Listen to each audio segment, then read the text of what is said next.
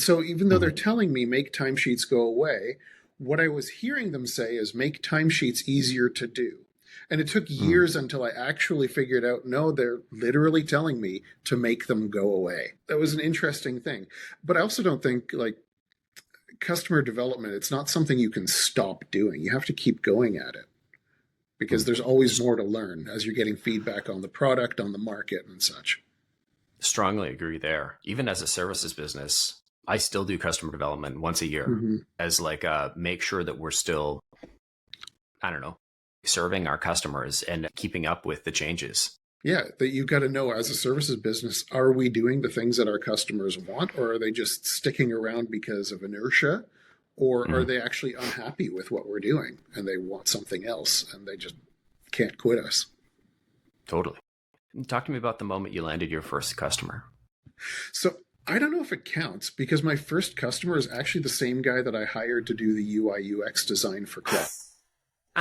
But it's an interesting story because he hated the idea of Clock. I went to him, I've got this idea. He's like, that's a terrible idea. I hate it. There's no way I would ever install a tracker on my computer. No Mhm. way. He Oh, actually I had a know this bit of a, guy.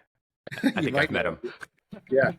So, but he's a fabulous designer. And I wanted to work with him. I'd seen his work, I'd seen his process. I'm like, I want that process part of my team. His name is Brian Jeffcock, and he's just fabulous. I recommend him highly. But he hated the idea of Clock. But when we sat down to do work, I'm like, look, Brian, if you're going to work on Clock, and I want you to, but I need you to feel the struggle that people who use Clock have. And the only way you can feel that, you can't feel it with fake data. You have to feel it with real data. So I need you to install the trackers. You can uninstall them as soon as you're done, but I need you to do this. He's like, fine, I'll do it. So he installed the trackers. We put them aside. We worked on our thing for a couple hours. Then he went on to do his other client work. And that evening, I'm just sitting at home watching TV, and he sends me a message on Slack. He's like, okay, so I'm using Clock, and this is a neat visualization of my day. I can actually see what clients I worked on when. And then there was a pause. Oh, Clock just found 20 minutes that I didn't bill.